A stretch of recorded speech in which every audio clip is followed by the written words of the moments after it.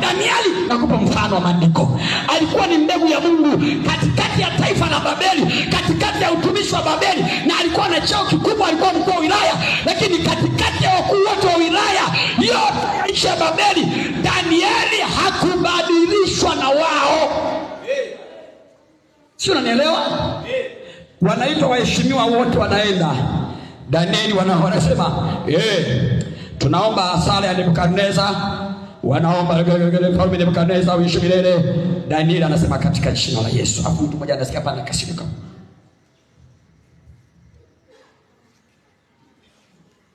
Danieli yuko turaba shata la bashaka la yamanda mama mashaka la shetani aliye kushoto piga, shetani aliye kulia fyeka, shetani aliye nyuma piga teke. Jamaa akasema tutakutupa kwenye tundu la simba. Yakapeleka ajenda kwa mfalme wa nchi. Falme, sisi tunapokuwa tunaomba kwenye vikao vya nchi, tunasema watu waombe. Danieli huyu anaomba mambo mengine, yuko kinyume na wewe, yuko kinyume. Sasa mfalme pitisha amri inayotoka kwa mkuu wa nchi. Wakamlazimisha mkuu akatoa agizo, lakini akajua ni hila. Pamoja na hayo, mbegu ya Mungu haiharibiki. Sio, unanielewa? Yaani mbegu ya Mungu haiharibiki na tamko lolote. Mbegu ya Mungu inabaki kuwa mbegu ya Mungu. Haleluya. Mbegu ya Mungu ikiwa ni ya haki, hata kama watu wote watapatana kutenda dhambi, kugeuka, kuasi, kubadilika, mbegu ya Mungu huwa haiharibiwi. Sio, unanielewa?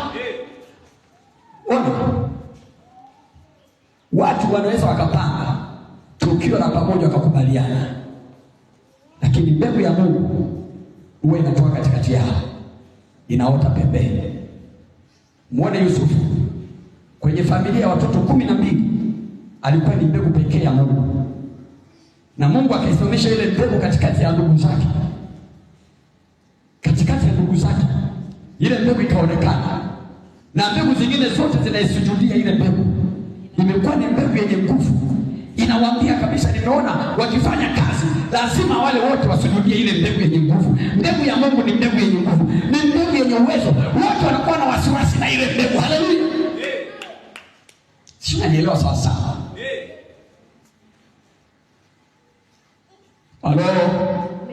Halo. Hebu sema shetani yoyote. Sema tena shetani yoyote. Anayetaka kunifanya mimi kuwa uzao wake, kuanzia leo aibu impate. Mimi ni mbegu takatifu. Ni mbegu takatifu. Mbegu ya Mungu. Mbegu isiyoharibika. Mbegu isiyochanganyika. Kama unapenda Bwana sema amen.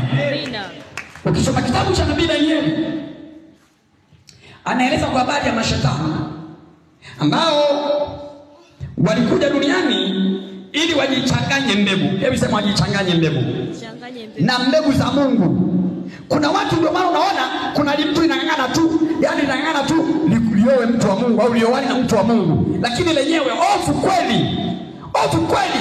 Hivyo Danieli alisema usitegemee eti ni majini yatakuja yawe binadamu, eti mbegu ya Mungu ichanganyike na mbegu ya mwanadamu. Hakuna. Ni kwenye mwili huu. Unaliona nile kaka limesoma, lina degree, lakini ni shetani kweli kweli. Haliamini Mungu, ila lina hela. Mbegu ya kuzimu linaamini uchawi.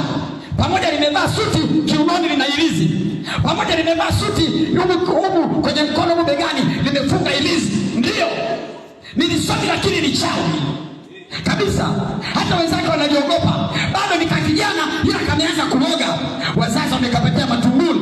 Kanasoma chuoni, kamejaa wivu. Hakataki kashika hata point moja. Ukikazidi point moja kanahangaika. Fulani amenizidi jamani. Wewe jamani, umenizidi wewe. Kanaona wivu kwa sababu kana spirit ndani, kana malo.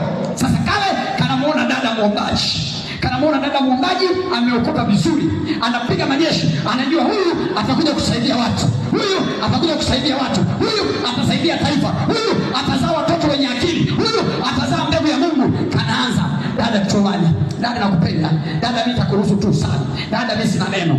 Na ukikaona kana akili, mara nyingi wa shetani lazima wawe na akili, wawe na mvuto, wawe na jambo la kukuvutia, la kutamanika kwa maarifa. Ukimwona kaka na kakitabu, ukimwona kaka ana kaurefu fulani hivi, sijui kama nakapenda ama ukapendi. Ukimwona kaka ana katimba hivi, Ukimwona sio kama unakapenda ama kapendi. Ukimwona kaka anakandevu hivi, anakandevu hivi. Nikaona kwenye TikTok kuna mwanamke anaomba, baba nipe mwanaume mwenye mandevu, nipe mwanaume mwenye mandevu. Kuna mwingine anaomba hayo, anapenda hayo. Lakini nataka nikwambie jambo moja, kama unampenda Yesu sema amen.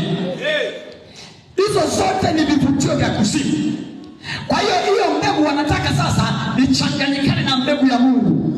Ndio maana ukikuta mdada wa Mungu original anamwambia no. Huyu kaka atenda kuazima hata gari. Aje nalo akwambie gari langu hili na hela kibao tu mle ndani. Mimi na maisha mazuri nimeshajipata. Mwambie jipate salama, mimi nimempata Yesu. Nimempata Yesu. Ila ukitaka uyapate maisha utaharibu mbegu ya Mungu. Na mara nyingi hawafikagi mbali. Wakisharibu ile mbegu ukazaa nao wanakubwaga pa. Ndio unaona wadada wengi wanalalamika mitandaoni, nilikuwa na nani, yaani sikutegemea kabisa. Tulipasa miezi 6 tulikuwa vizuri, mwaka mmoja tulikuwa vizuri, miaka 3 tuliishi vizuri kabisa. Tulipasa mtoto wa pili kageuka, ukujua mbegu uliokwenda kuungamanishwa nayo. Haleluya, haleluya.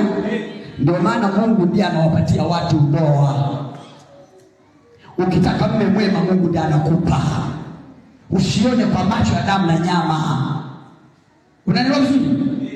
Kuna watu wengine nao anakuwa anatamani mhubiri. Yaani nikipata mwanaume mchungaji, naamini huyo ni mwenye haki. Wewe unawajua?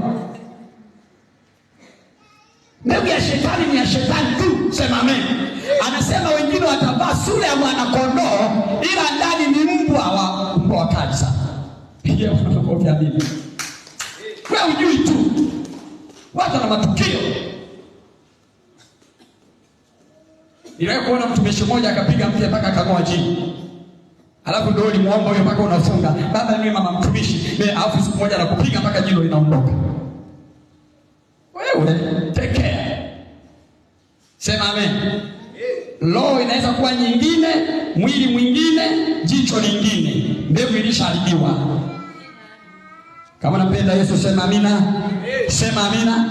Kwenye Danieli anasema watajichanganya mbegu zao na mbegu za wanadamu, hazitachanganyikana. Kwa sababu wewe lazima ujue kama wewe ni mbegu ya Mungu.